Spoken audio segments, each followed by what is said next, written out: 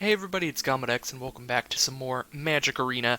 Here we have the festival event, Oko's Madness. It is a twist on Momir's Madness. For those who don't know, Momir's Madness was the format in which everybody has a deck of nothing but basic lands, and you could spend X mana, discard a land, and get a random creature of the mana cost X. So if you spent 3 mana and discarded a card, you would get a random 3 mana creature. Well, Oko's Madness is a twist on that where now you just spend 1 mana, discard a card, and get any random creature, except now it's just a 3/3. So it's completely unrestricted to mana costs. You could, as your first play in the game, discard a card, pay your 1 mana, and just get Zakama or something that costs like 1,000,000 mana. The only twist is that it's now a 3/3 elk instead, but all of the cards still retain all of their abilities. So there's definitely not a lot of strategy in this format. There wasn't a whole lot of strategy in Momir's Madness in the first place, and now that there isn't even the choice of how large you want your creatures to be and like when to discard your lands, there's even less strategy. Basically, you just play a creature every chance you have in this and hope to get better stuff than your opponent. So, yeah, without further ado, let's just get into the event. So I'm going to be playing until I hit my 5 wins in this video. And the rewards for this event are pretty nice. As with all of the festival events, they are the showcase styles for your Eldraine cards. And they're all very pretty. And in these festival events, you do get to keep playing until the event ends. So if it's ever a format that you're pretty interested in playing, you can always drop your 2,500 gold and play as much as you want. There's no limits to the amount you can play. Now, that being said, not a lot of people are a major fan of Momir in the first place, and even less are excited about this Elk Momir. I've seen a lot of people are not really enjoying the vast amount of randomness over on the Magic Arena Reddit, but I do like the random formats myself, so we'll see if we can get pretty lucky here. So we got a treasure token, so we can just make another one right now. Let's just go for it, see if we can outrace our opponent.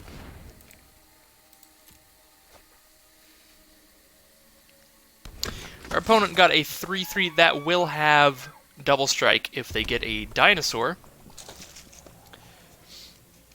So it is an elk in addition to its other types, so you can still get tribal bonuses and stuff like that. Cavalier of Flame, that's a pretty good card here. Because when it dies, it gets to deal X damage to us, where X is equal to the number of lands in their graveyard. So that's going to do a whopping amount of damage to us when that dies.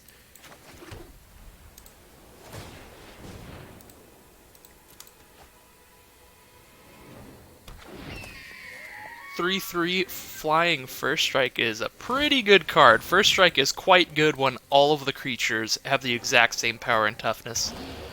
It just means your creature's going to be better than the rest. And hey, there's a Polyraptor. So whenever Polyraptor dies, I'll get another Polyraptor. So, I basically have just an endless blocker right there.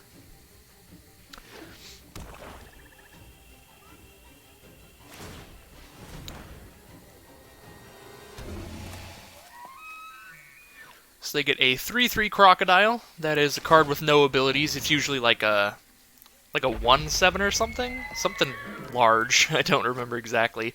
Inspiring Unicorn is going to be a very powerful effect in this format as well, because all of the creatures have the exact same power and toughness. Pumping up your whole field +1/+1 just makes your field drastically better than your opponent's on combat, because every single creature is just a strictly better version. And unfortunately for us, our opponent did pick up a dinosaur there. Not only did they pick up a dinosaur, they picked up one that gives a creature +1/+1 and flying till end of turn, which means that's 8 damage coming at us in the air since that thing has double strike. So we have to chump block or take 8. Pretty sure this game is going to be a loss here.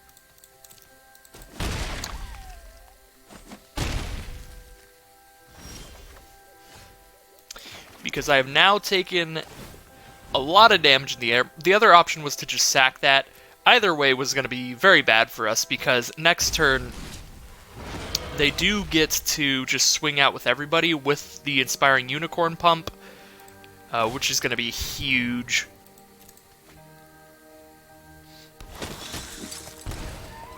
Alright, we got a 3-3 flyer. Starting to feel slightly safer here. It's still going to hurt if and when they swing out with everybody.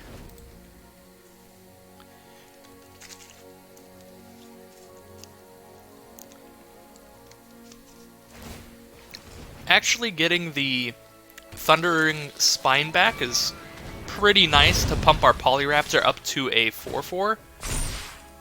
That way I can actually trade with something.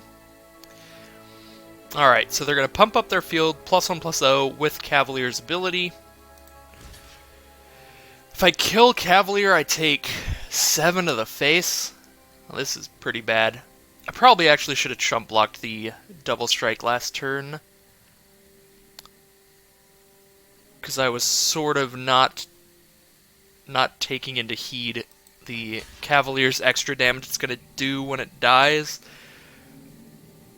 I mean, this is... It's just impossible to win here. I have to just chump block literally everything else now. Yeah, no, this game is really over. But we'll do our best. Maybe, maybe I'll get Rakdos or something that just kills everything when it comes into play. I don't know. That's kind of what we're hoping for.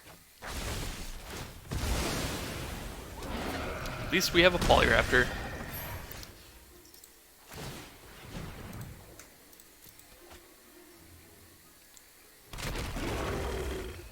Yargle. That is straight up just a 3-3. That is definitely game. So, there goes our first game of Oko's Madness. Definitely showed off the power of that Inspiring Unicorn there. Just made it impossible to trade with anything.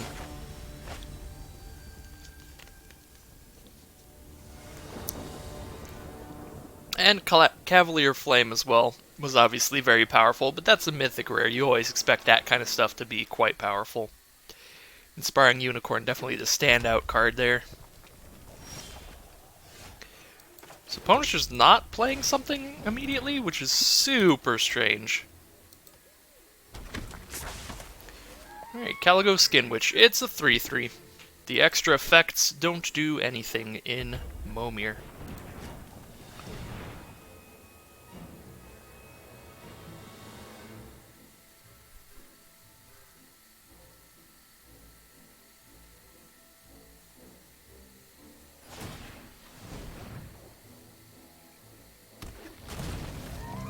Opponent gets a 3-3 with no abilities. That is Scaled Worm, usually a 7/6 worm for like 7 mana.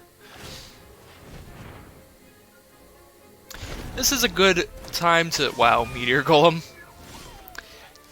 This is a good time to mention that the cards like Scaled Worm that are not actually in Standard right now, they are cards that were put in for Momir's Madness, specifically, so that there would be more variety at the higher mana costs.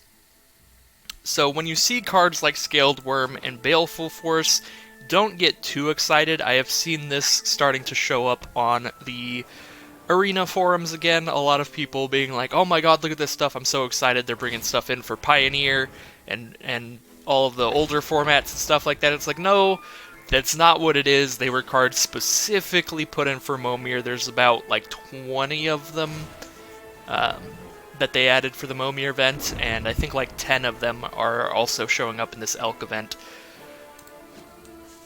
So do not take it to mean anything more than it does. It's just extra cards for extra random stuff in these modes. This does not mean we will get to get these cards in booster packs and play them in Standard or anything like that. Alright. So, Goring Ceratops is a very nice card that we got here, since it's got that double strike to just eat away at their creatures. And now, whenever we attack with our creatures, we get to give our entire field double strike, which is quite powerful. And of course, Baleful Force giving us an additional card each turn, giving us an additional creature every turn, more importantly. Should hopefully let us overwhelm our opponent, and Verdant Force will definitely put in a lot of work towards that front. We now get a 1/1 Saproling every single upkeep.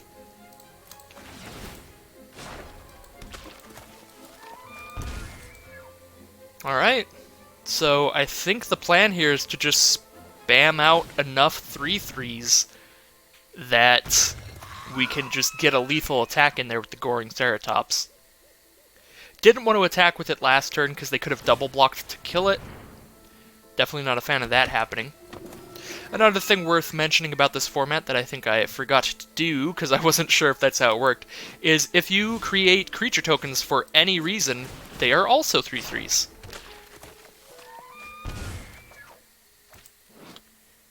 So, they are 3/3 Saproling Elks off of Verdant Force, which makes Verdant Force even better than usual, which is saying a lot, because Verdant Force is usually quite good.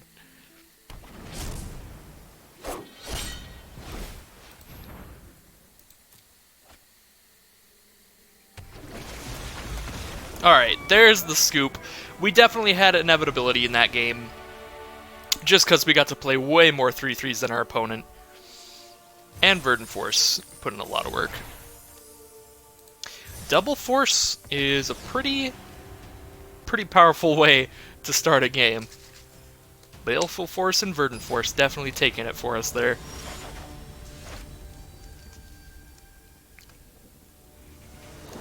I do think it would be really cool if we could use these elk avatars, just in general. They're pretty nice looking.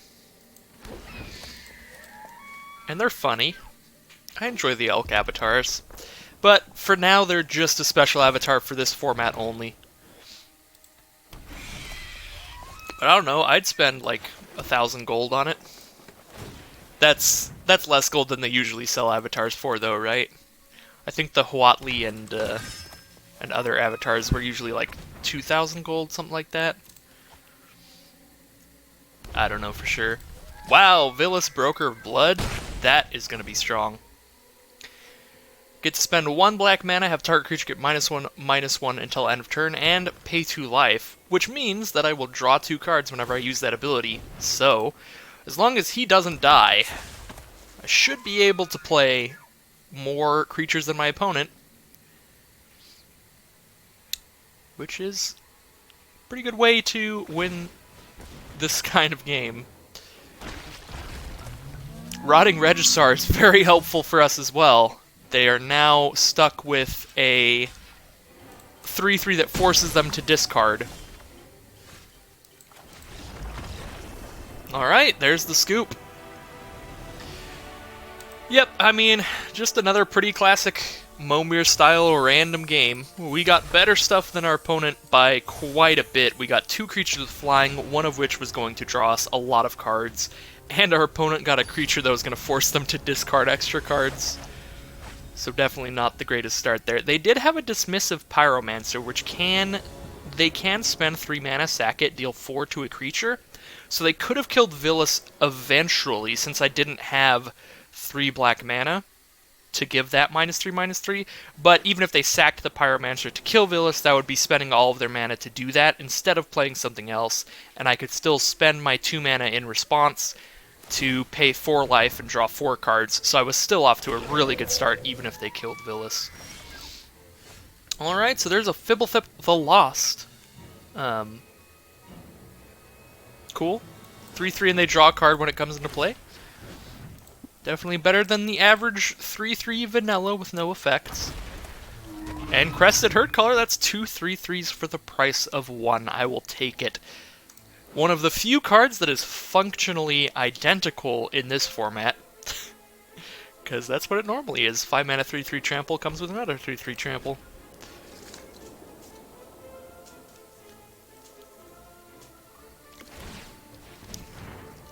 If you're someone who's a lot newer to Arena, oh, we might just lose. Kazarov is very strong. If you're someone who's a lot newer to Arena, who only started playing recently with the Eldraine stuff, you might be surprised to see all these dinosaurs and stuff like this. These are all the cards from Ixalan and Rivals of Ixalan that rotated out when Eldraine came out. So they're all playable in Historic, and they're all programmed into the format, well, into Arena. So they are cards that you can get in Momir's Madness and Oko's Madness. Alright, well, we've got a 3/3 flying that can't block. I don't really see a way out of this. The reason I didn't block Fibblethip there is because every time one of our creatures is dealt damage, Kazarov gets a +1/+1 counter. The second that gets a single +1/+1 counter, it's going to be basically impossible for me to kill, because my best chance would be to get a 3/3 flying or reach. Yeah, this is so bad. Even if I attack with both here, if they just block one with Raptor Hatchling, they get a 3/3 back, and Kazarov goes to 4/4. Maybe I have to just bash as fast as possible and hope to outrace Kazarov. That's gonna be nearly impossible, but gotta hope for something here.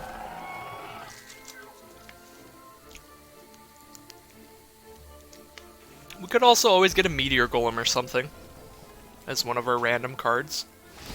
We're going to need one very soon, because next turn they will have enough mana to start using Kazarov's ability once per turn, which isn't that good since all our stuff will have 3 toughness, but even just using its ability to put another +1/+1 counter on Kazarov could be pretty strong. Especially if they hit 5 mana, because then they could use that ability and play another creature every turn.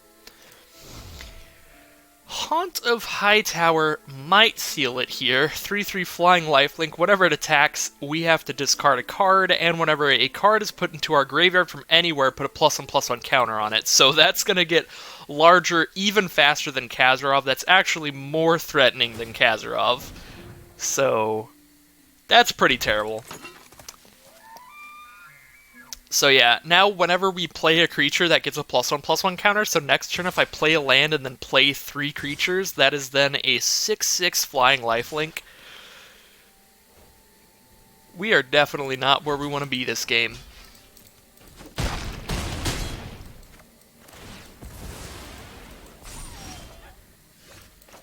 Alright, let's drop 3 cards, hoping for Hoverguard Sweepers and Meteor Golem and Nightmare Sphinx, or Dream Eater is what it's called.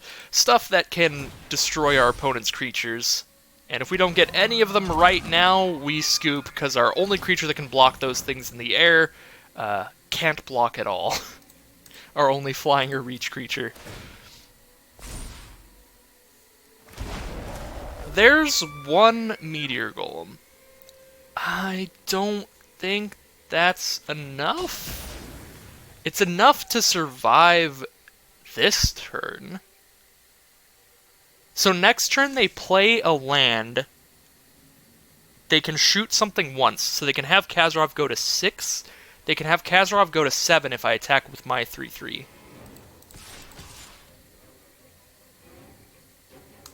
Alright, so I can do this attack, because then Kazarov only goes to 7 off of the pump next turn. So I will do this attack, just get as aggressive as possible. So they probably just play a land, shoot one of my dudes, put me to 1 life.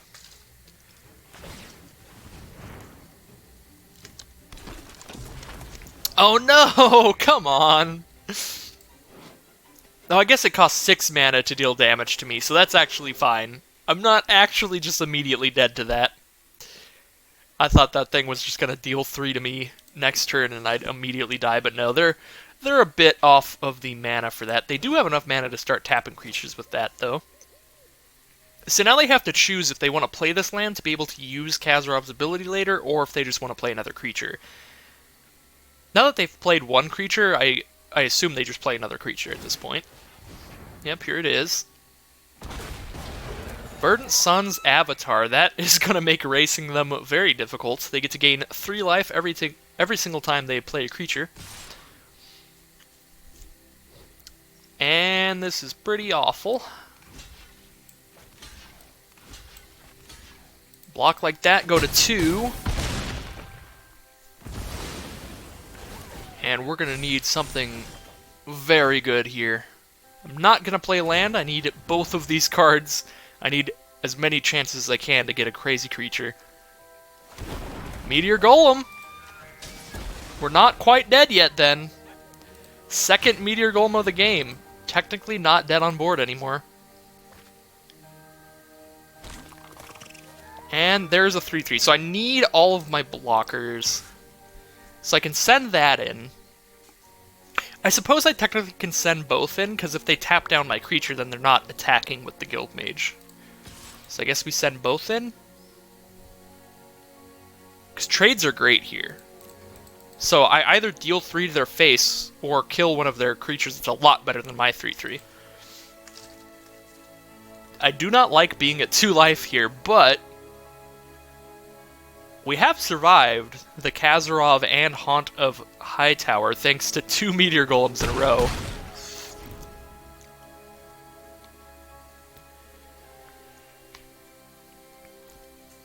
And 2 life is not 0 life. We have a small chance here of getting something going. So opponent got a Hazda Officer. When it enters the battlefield, target creature gets +1/+1 until end of turn. That is really bad for me. That forces me into a chump block here.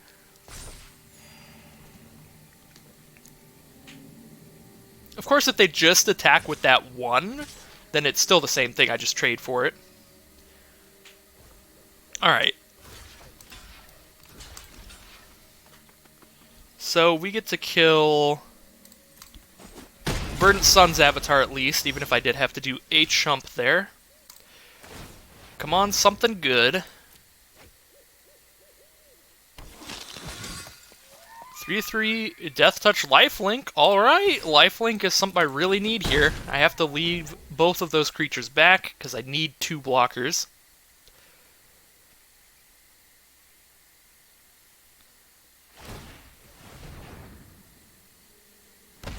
And opponent gets a 3/3 Vigilance. I believe that is all it does. Yep. All of the power on Realm Cloaked Giant comes in the fact that it has a really strong adventure, but that, of course, does not matter in Oko's Madness. So they're just sending them in. I'll put the Death Touch Lifelink on the Legion Guildmage just to send a message. That's the one I really want to kill. So this little Aether Glider might get there. We're getting close. We've gotten to the point where if both players get just vanilla 3/3s with no abilities for the rest of this game, I win that game. So we'll hope for that. Unfortunately, our opponent does keep getting stuff with, like, moderate abilities, like a small amount of abilities. Just enough to slow me down with that life gain. And give them some more time to find something. Alright, that's what I'm talking about. It actually... I need another mana to start putting +1/+1 counters on stuff. I'm kind of considering not blocking here. I suppose it depends on what they get. Oh, I'm dead.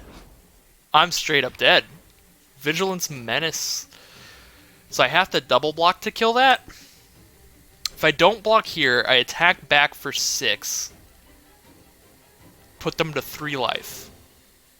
I don't think it's worth it. I think they win this race, though.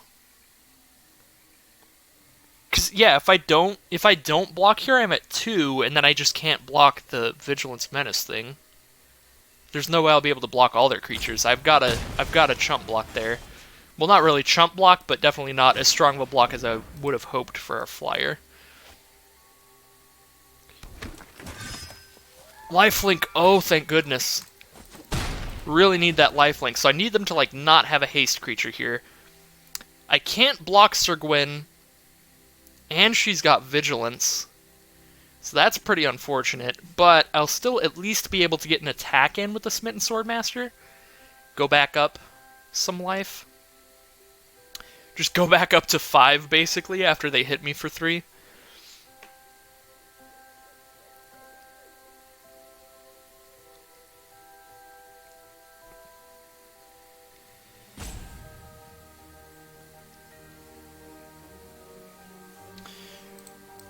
Opponent is running down the timer for absolutely no reason. There's literally no choices right now, so they must be just grabbing a drink or something. Playing a game of Hearthstone in another tab. No! Really? Well, that blows chunks. What a sad way to lose. Alright. Well, we fought very hard, survived a lot longer than it looked like we were going to earlier in that game. Got very close. They were down to 6 life, only 2 hits away from that Aether Glider taking it, but Burning Sun's Avatar just going to show up, destroy our 1 blocker, and do basically exactly enough to kill us. They could have killed our blocker, and we would have still survived at 2 life, but not with that additional 3 damage to our face. Tithe Bear Giant, pretty good card. Get a 3/3 and draw a card, so they get to play another 3/3 later. Ooh. Knight of the Last Breath is going to be very good, because I believe that's going to be 3 3/3 Flying Spirit Elks when it dies, which is fantastic. That should be very difficult for them to beat. I would be surprised if they attack into this, unless they don't know that they'll be 3/3 Flying Elks. Judith is pretty good. Bumps all their stuff up to 4/3. The fact that it doesn't add any toughness makes it not, like, unbeatable, like Inspiring Unicorn. But still pretty good on the aggressive. Ooh, wow, put them down to 10. Don't mind if I do.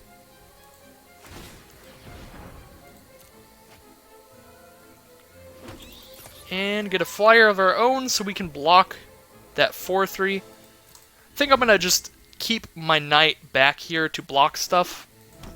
If it had Vigilance, I totally would have attacked there, but since it does not, just leaving my knight back I think gets them to just never attack. Good old Siege Mastodon. Really weird to see Siege Mastodon as a 4/3. Siege Mastodon very well known as just the vanilla 3/5 elephant. Really weird to see a 4/3 elephant.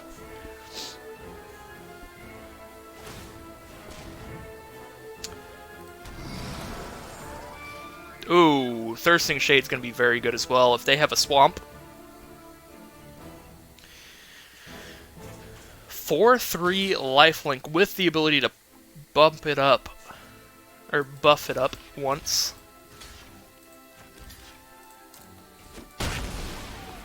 Which is all you really need to buff it up for it to be able to beat a creature.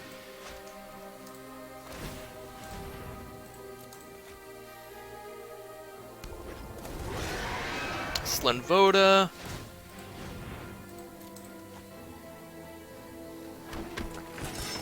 Got another flyer. I think I'm just going to save these cards in my hand, because I'm not under that much pressure that I need to put another card out right now. So I'm just going to play as many creatures as possible off these lands.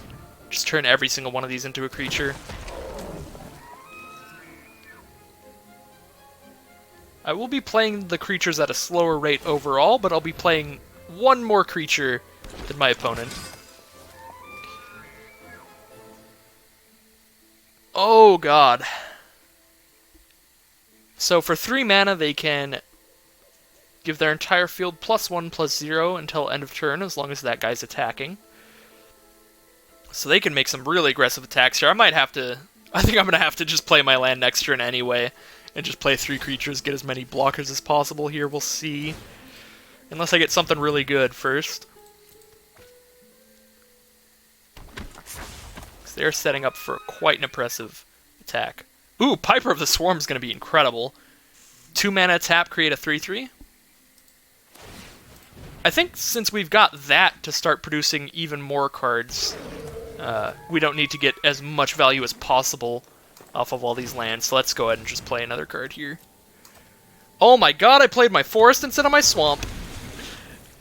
Let's not even pay any mind to what just happened there. Don't worry about it. I'm not that dumb. You saw nothing. Jedi mind tricks. All of them.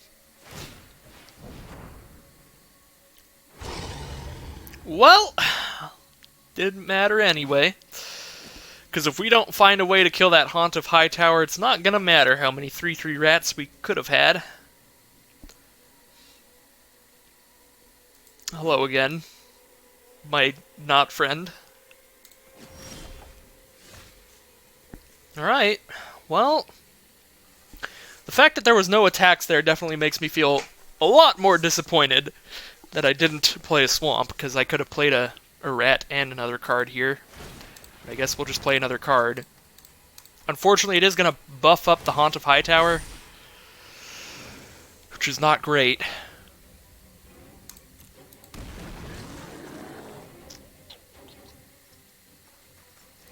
Yeah, this is pretty bad.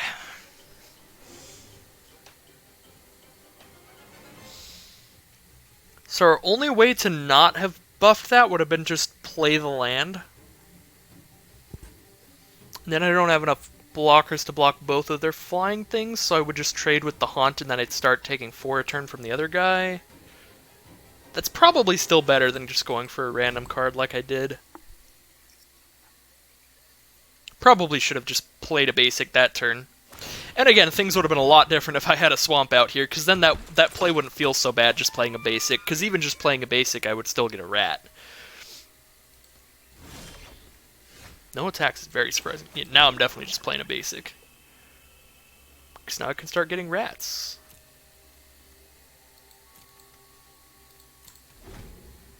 Very, very, very surprised that my opponent has not attacked with the Haunt of Hightower.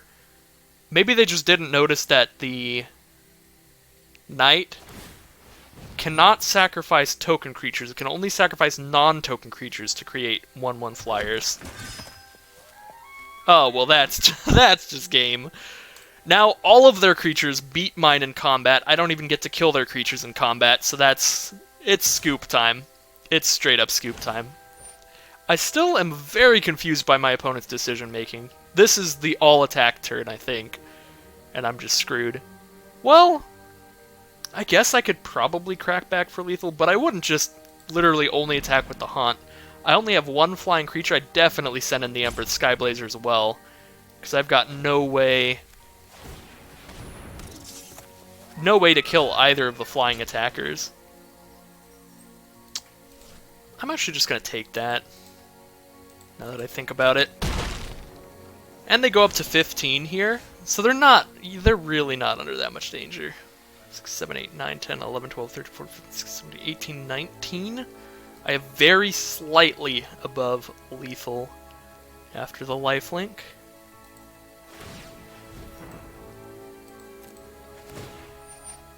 Yep. Do your thing, Haunt. And I get a 2/3. Well,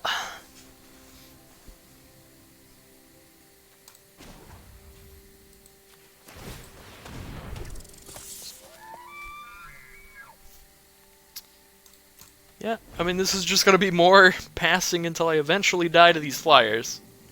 When I can just die to these flyers right now, you just attack with all the flyers, use Embereth Skyblazer's ability to pump them all.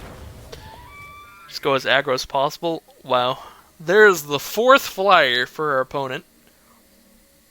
Not good.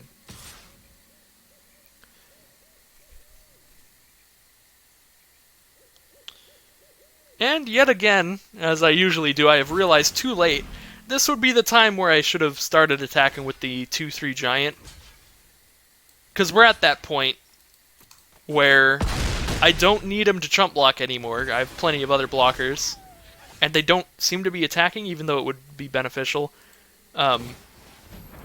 So he should just be getting in there, because he's not doing anything on blocks now. And on attacks, I could be doing 2 damage a turn.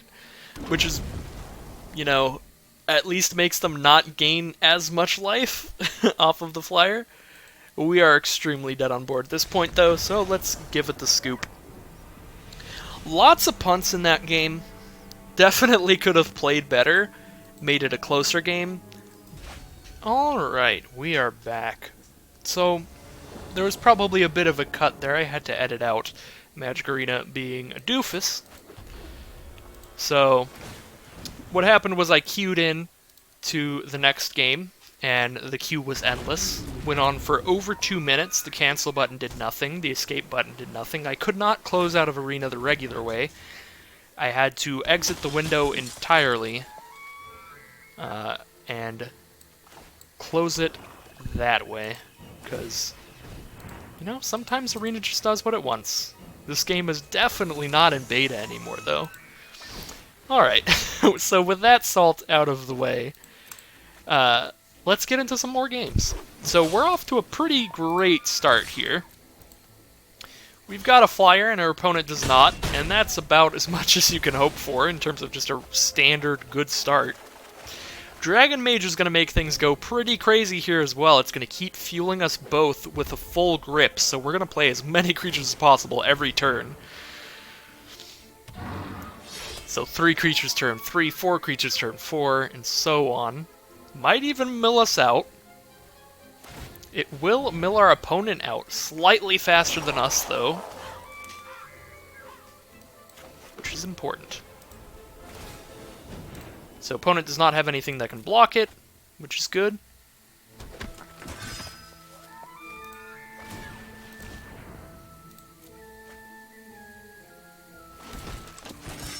+2/+0 first strike till end of turn. So I can make a 5-power first strike creature that's still just going to trade, so I guess I just do some extra damage.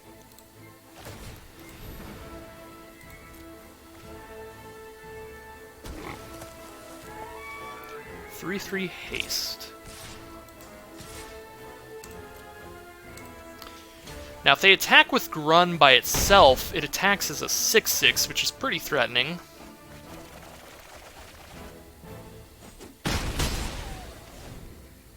Probably just chump block Grunn if they attack by itself. Maybe I don't even block it at this point, because they're down to 9? Is that Carnage Tyrant? Little 3/3 hexproof trample Carnage Tyrant. That's adorable. And a Warden of Evos Isle. That is a creature in the air, so unfortunately that's going to end our Dragon's Mage shenanigans. That's 2 creatures in the air now. And the tables have turned so fast. Not blocking Grunn. Grunn can get his doofy 6 in.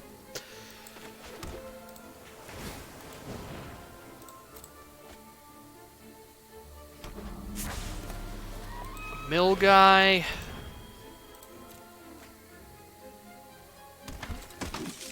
An 8/8 vigilance. Casually, just drop that out there, you know. Hey there, squad captain's here. What up? Chain Whirler. That's pretty good.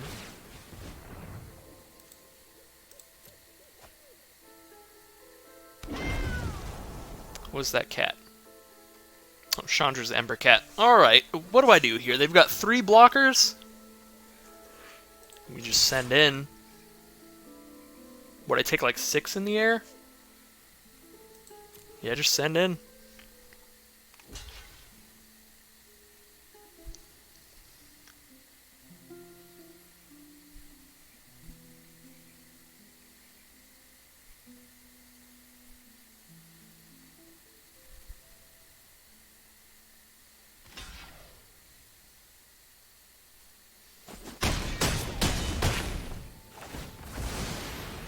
Interesting that they let Dragon Mage just stay on board. I would have thought if they were trading with a creature, they would have just traded with the flying one. I understand the idea is that they want to just refuel their hand, but they had 3 cards in hand, and they were going to draw another card next turn, so they could have just played 4 creatures anyway. Like, Dragon Mage isn't going to give them an additional creature here.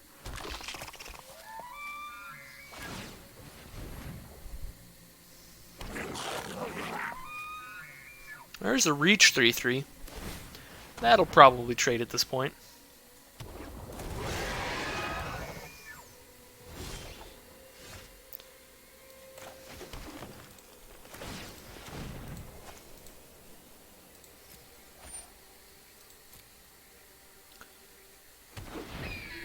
Three flying First Strike, very strong. First Strike, as I've said before, is quite good in this format when everything has the same power and toughness. Being able to deal damage before your opponent's creatures is very good.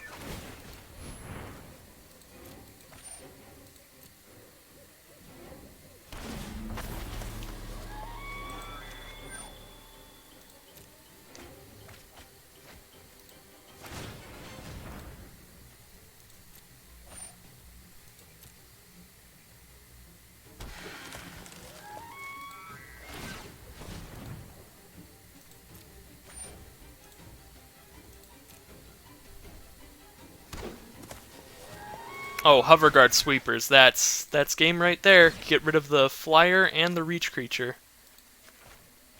Hoverguard Sweepers, very ridiculous card in Momir, and as such, a ridiculous card in Oko's Madness as well.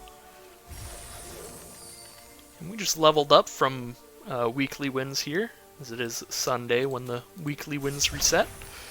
Very nice. And we picked up the Occam Ranger card style. So 2 wins to go. Let's go ahead and open this pack that we just got, see if anything cool pops out. While it's on our mind, Irencrag Feet. Probably one of the least cool things you can possibly open, as it sees 0 play.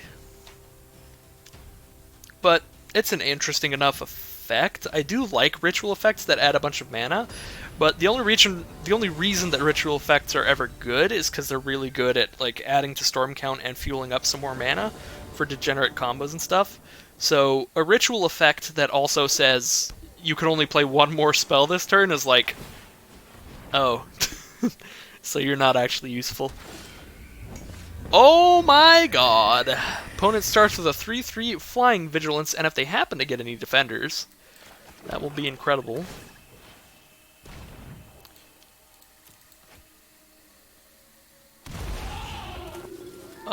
I would not like to have my toughness become 3, or my life total become 3. That would be very bad. Augur of Bolas. Looking for instants and sorceries, but finding nothing but lands. Poor little merfolk dude.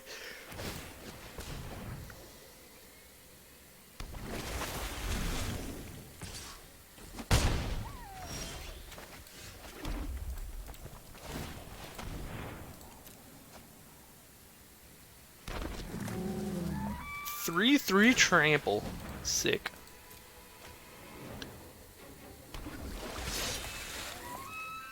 And that's actually a pretty good ability for this format. Again, because everything's got the same power toughness. So literally just +1/+1 is pretty good. Forces them into a double block if they want to trade. Uh-oh. Vengeant Vampire. Pretty strong card in Momir on Arena. It's usually a 4/4 lifelink, and when it dies, you get to destroy a creature an opponent controls. So it's just a removal spell creature. Those are always great. And Gigantomancer is game. Gigantomancer is just straight up game. They do 7 in the air this turn, and then next turn don't even play any creatures. Just spend 1 mana to make all 3 of their creatures 7/7s. So 7/7 lifelink, 7/7 Flying Vigilance. That is 100% game. I would be very surprised if they choose to... Yeah, that seems wrong to me. I feel like the extra damage is just better there. Like, you just let the trade happen with your 3/3 with no abilities. I don't know.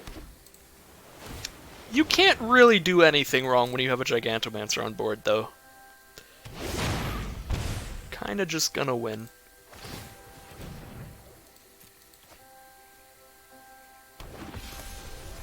Ooh, Flying First Strike Vigilance. Flying First Strike Lifelink.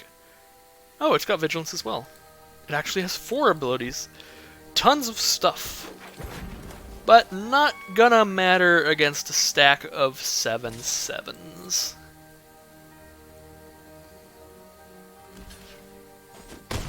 Why?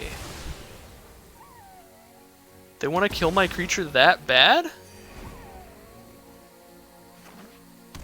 I am, again, kind of in disagreement with my opponent's choices, but what can you do? And again, attack with the Gigantomancer when I have a Death Toucher on board. Opponent is giving me every possible chance to actually survive.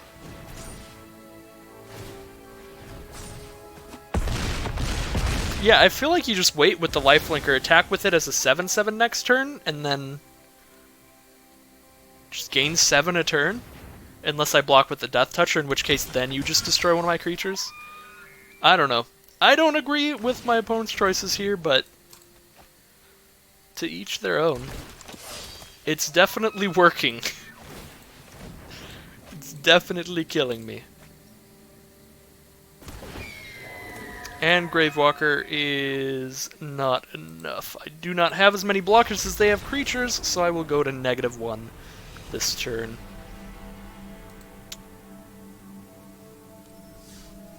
Alright, still 2 wins away. Till we can escape from Oko's elk-filled madness.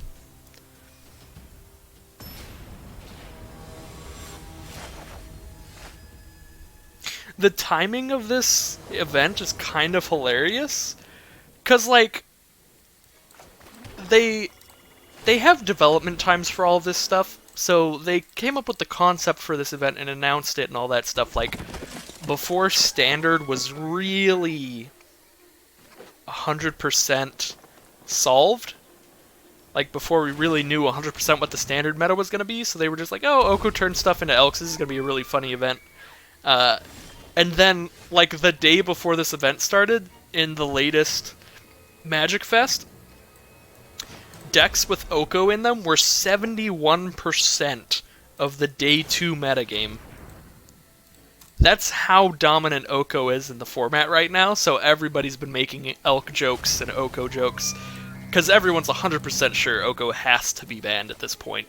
It's an incredibly unhealthy meta, so it's kind of crazy and hilarious that Wizards has this event leaning that heavily into the meme when it's such a legitimate problem with Standard right now. I like how those things aligned. It makes it even funnier to me.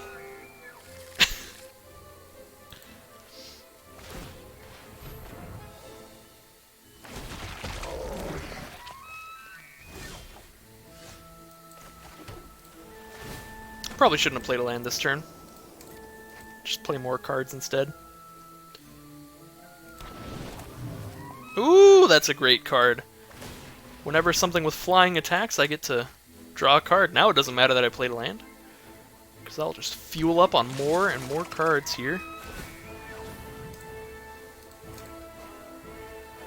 Grizzlebrand is a pretty big problem, but I think trading Grizzlebrand for my flyer is going to be fine. Oh, and if we get another flyer that's even better, now we can just trade for Felspector if they choose to attack us. Some very, very good draws there. There's one way to beat a Grizzlebrand. This would be it. Grizzlebrand, of course, flying lifelink, and they can pay 7 life to draw 7 cards.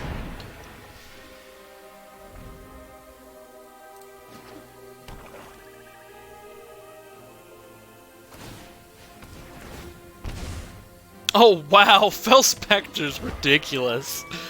I completely wasn't even paying attention that would trigger every time they make a creature. That's so dumb.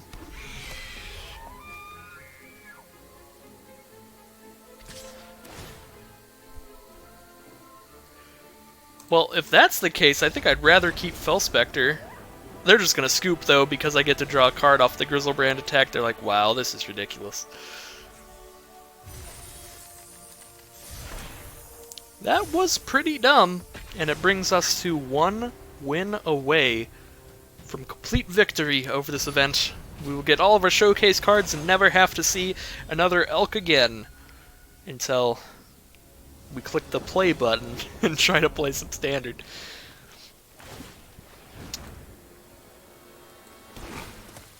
Ooh, End-Raze Forerunners coming out hot. Vigilance, Trample, Haste, get in there for 3. That would have killed me later in the game. Seems like a very, very strong card for this format. All of a sudden, all of my 3/3s are 5/5s. They've all got Vigilance. Let me just bash through your field and trample over for lethal.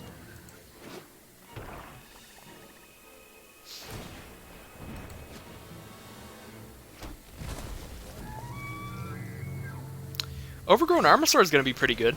3/3, and when it gets dealt damage, I make another 3/3. Pretty valuable. 2 cards in 1. Opponent's got a Narcomoeba as a 3/3 flyer. Definitely pretty strong. We've seen the power of flyers, as always in Momir. Oh. Well. Bye, Plaguecrafter. Guess we just immediately trade 3/3s instead of waiting for combat there.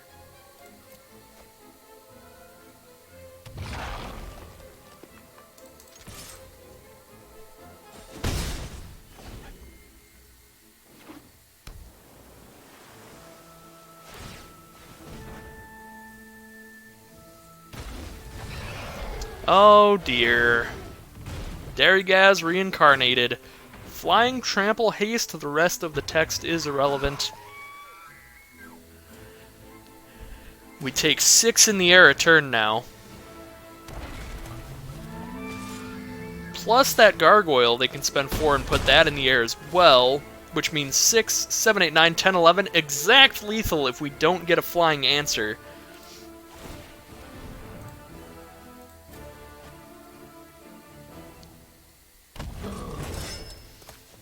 Not an answer. It is quite good, but it's too slow for this specific spot that we're in. Sack a creature when you do destroy a creature your opponent controls. Oh my god, that's so perfect. That's so good. Wow, that's ridiculous. That's ridiculous. I kind of want to kill Lochthwain. It doesn't get any more toughness, though, so we actually don't need to kill Lochthwain. Because now we're going to have 3/3/3 flyers. That's so good. That was very lucky. Yeah, and at that rate, I'm actually just not going to play any more cards. We're just going to save all of these. I guess we could push the advantage. They're down to 11 and we have 3 flyers. Yeah, press the advantage here, I think. Go even wider, and we get a defender. Well, should have just left that land.